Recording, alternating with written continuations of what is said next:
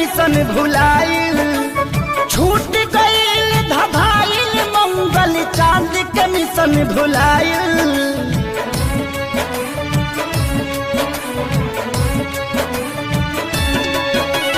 छूट गईल धधाइल मंगल चांद के मिशन भुलाइल।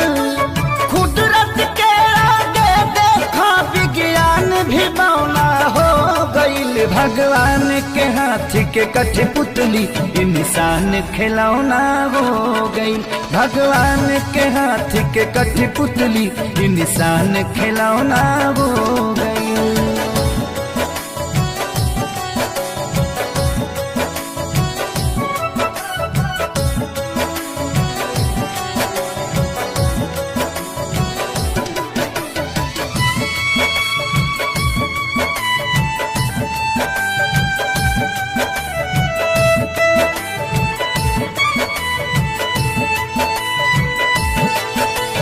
सब कर धन के ऐठल घर में बैठल बैठल मेट गईल। बड़का बड़का वीर भूपति के विपत्ति से जब भेंट भइल।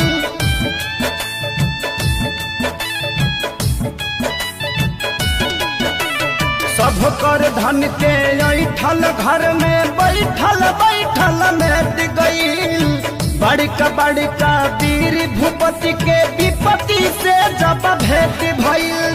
त्राजिमाम जगत में भइल जब काम घिनौना हो गईल। भगवान के हाथ के कठपुतली इंसान खिलौना हो गई।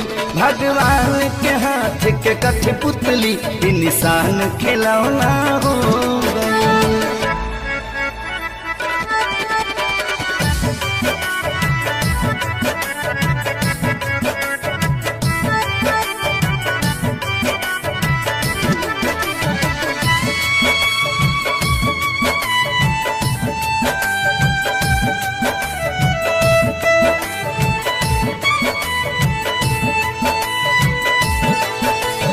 माथी पकैसन मौत नाचे देखनी जब नजार हो।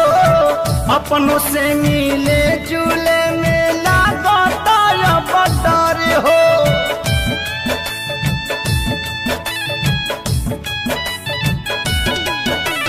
माथी पकैसन महुअत नाचे देखनी जब नजार हो।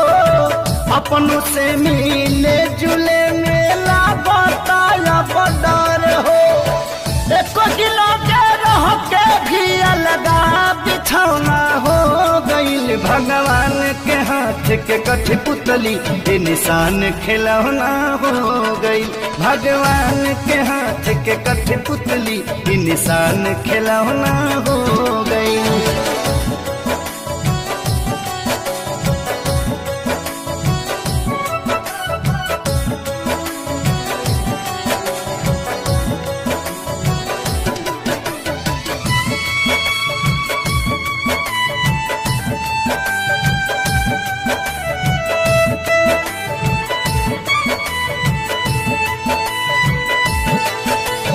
राजा के हथवा जोड़त देखनी प्रजा से करत गोहार हो। इहे देखी जिंदगी के लागल का बाकी मत हमार हो।